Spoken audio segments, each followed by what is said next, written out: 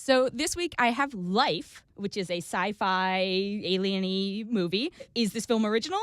Technically, I guess. Is it straight up out of the Alien the movie playbook? Absolutely. Did I still have a decent time? Yeah. It's predictable, it's formulaic, but given all of the other options out there, I think it's actually being elevated by the fact that everything else is just a remake. I feel like I haven't seen a good sci-fi movie in a while. Yeah. Good timing on the release. It stars Ryan Reynolds, Jake Gyllenhaal, Rebecca Ferguson, and so they find evidence of microbial life on Mars, and so they take it aboard the ISS for testing before it can get down to Earth, which seems like a pretty standard, not that creative plot. And then, as you can imagine, things go wrong.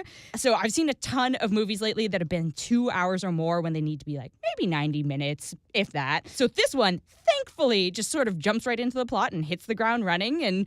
And because of that, you really don't get a ton of character development. This is very just sort of action plot driven, which is fine. I was fine with that. I at this point, I was like, yeah, it's like a popcorn thriller. I'm okay with that. I feel like the only way I can describe this movie is just not bad. Not bad. Great. Cool. Not great. Not bad. It knows the genre it's drawing from, and it sticks perfectly to that template. There's one thing at the end that they tried to do that I was like, yeah, I get it. You're trying to be like, this is our twist moment. But you could see it coming from a mile away if you've seen any other film in this genre, which you wouldn't go see this movie unless you're already a fan of this type of thing. So it didn't do anything to distinguish itself from said template, but at least it didn't mess it up. It's one of those okay, well, you tried, and I didn't hate it. Yeah, if you want a good sci-fi popcorn thriller, go ahead and see this. But this is one of the few films I really don't have a ton to say about because it is what it is. And we're talking about Life. We're talking about Life. There you go. Tell me, what is your rating today? I'm going to give it 3 1/4, so 3.2. 3.2 Mohawks. Yeah. Okay. I like it. I'm gonna see it. Yeah, again, I I love sci-fi. love sci-fi, and because that it didn't let me down. I feel like it was such a low barrier to entry, but I still enjoyed it, and there were still there are good moments in it, and there are good moments stolen straight out of the playbook of other moments, but they did them well. That sounds good. Now, what else do you have for us today? I have another remake, which also made me appreciate anything original in theaters this week. So I have CHiPs, which is based on the late 70s, early 80s show about 2 California Highway Patrol motorcycle officers. And even as I'm saying that, you should be going, why that? Why remake that? Dax Shepard and Michael Pena star as John Baker and Ponch, and the original series, I feel like, took itself seriously enough to be enjoyable, but it was lighthearted. There was comedy. Mm-hmm. This one takes itself way too seriously. I could not understand. I'm like, you're remaking CHiPs here, people. Yeah, This isn't Shakespeare. So here's where I get on my soapbox, or I guess since it's filmed, my Apple box. I love movies. I love comedy. I love good comedy. And I think plenty of things that you could call juvenile or male skewing are amazing and hilarious. And I will laugh just as loud, if not louder, as anyone else in a theater. However, it is 2017, and we do not need to be making no homo jokes for the span of an entire movie. My summary of this movie is just no homo, the movie. You can be funny and address male discomfort with other men and this sort of societal discomfort with that, but you don't have to do it at the expense of people who are actually gay. You maybe could have done 1 or 2 jokes about it, but it is through the entire movie. It's almost the entire foundation of what this plot is. And I was so sick of it by the end. And ironically, there's this entire thing in the movie where they're trying to talk about how, well, you're using that term wrong. And I'm like, well, this whole movie is just adding to that term. They are so afraid of being gay that... And none of them are gay. There's one gay character in the movie, and he's just sort of this throwaway random, side actor. And I was just so frustrated by it. Why couldn't we just have this based on their actual relationship dynamic? Why couldn't the comedy come from that? Why did it have to be oh, I'm afraid of your body because you have the same parts as me? It was just utterly ridiculous. And then the other thing I have to say is, we need to be giving women agency in films. It was ridiculous. Every single woman in this film existed purely, I feel to be in love with the main characters. They are not that attractive, people. It is not. I'm sorry.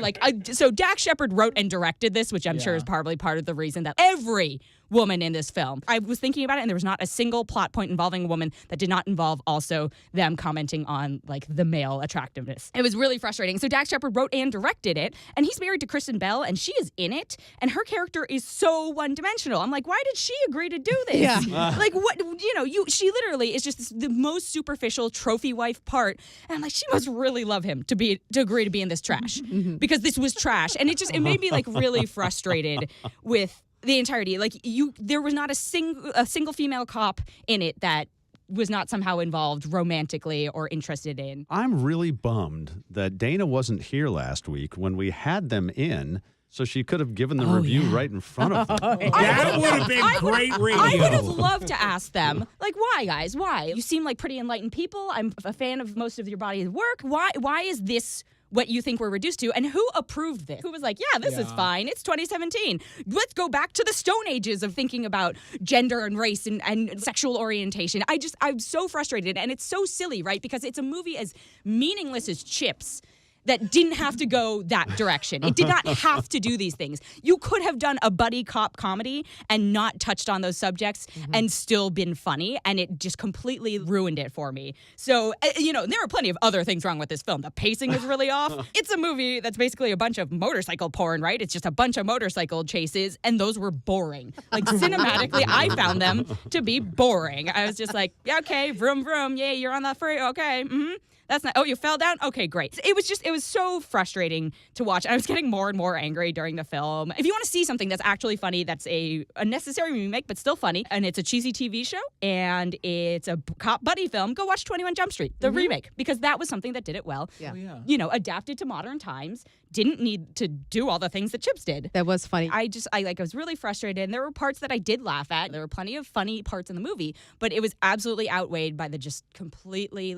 Neanderthalic spin this movie took. I can't believe I expected more out of them. Okay, yeah. So what is the Mohawk rating today, Dana? 2.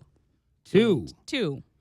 Well, it got on the board. It got on the board. It wasn't the worst thing I've seen. We've talked about the worst thing I've seen. I want you to give a film a 0.5 while I'm here.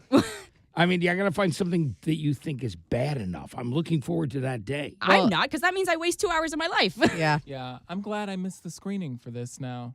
Thanks. Seriously, I'm unfortunately well aware that there will be plenty of people who will go see it and enjoy it, and that's on you. But I would hope that we live in an era where people can be socially aware enough of that. Hey, 51% of the population is women, and we are functional, advanced creatures that are capable of more existing in a world where we care about things more than just men. Come on. And makeup. Yes. Right. It's just so disappointing. You, Dana. And really quickly, I do have a third movie, and this one is almost more of a warning than a review. Terrence Malick has a new film out, and if you don't know Terrence Malick, you probably won't care, and this won't mean anything to you. But if you do know Terrence Malick, you might know him from Badlands, Days of Heaven, The Thin Red Line, The New World, or Tree of Life. So he's a very distinct filmmaker. Don't go into a Terrence Malick film expecting a plot. This did not have a plot, but it's got all these megastars in it. It's got Natalie Portman, Rooney Mara, Cate Blanchett, Ryan Gosling, and Michael Fassbender. And I feel like it's being marketed in a way that people are going to be like, oh, what's that? Why are all these people in this movie? Yeah. No plot. I feel like, even though it's from Terrence Malick, I feel like it's somebody doing an imitation of Terrence Malick. Okay. So it's interesting because it's all about music, right? It's set in Austin. They're all in the music industry. So you do see a lot of famous musicians sort of cameo in it, but there's no distinct music in it. There's no... Because they don't have the rights to it. No, Patti Smith plays a song, and that's it. For a movie that's set about, around the festival industry and all this stuff, you'd think you'd have more distinct music. So anyway, do not necessarily be deceived by this sort of flashy packaging around this. Know what you're getting into. It's like a collage. I called it like it's a 2.5 hour movie. Oh my collage God. Of a bunch of scenes of very attractive, very skinny. I don't think anyone in that movie has ever eaten a burger in their entire life. People almost having sex, just sort of like grinding around, but not go. It was very strange, and even for a Terrence Malick film, I was like, this feels like a cheap knockoff of it, even though it's directly from him. So I just want to give people a heads up that it is interesting. If you are a Terrence Malick fan, you're gonna see it anyway, because that's the only reason he keeps making films. Is his cult following. Yep. But that one's one that I'd only give 2.4. And remind us of the name of that one. This is Song to Song, which again, so you're like, oh, cool, catchy title, music people, like famous people. Matt's going to see it anyway. Matt's going to see it anyway. Matt will appreciate it, I think. Yeah. But well, is it about South by Southwest or kind of like it's alluding it's not to exactly at South by Southwest, but they're at an Austin music festival. So it could be Austin City Limits. It's like a fictional one. It's one of those things where you're like, this had a lot of potential. This is more commercially viable than some of his other stuff. And then you go and you're like, nope, this is definitely a Terrence Malick film. By the way, I watched the trailer. It looks awesome. Right. It looks awesome. Yeah. But be prepared to spend 2.5 hours without a plot. Yeah. If Watching the best scenes are in the trailer. Possibly. So, if you're down for that, if you want that experience, go right ahead. I was probably a little unprepared for that. So, again, only 2.4.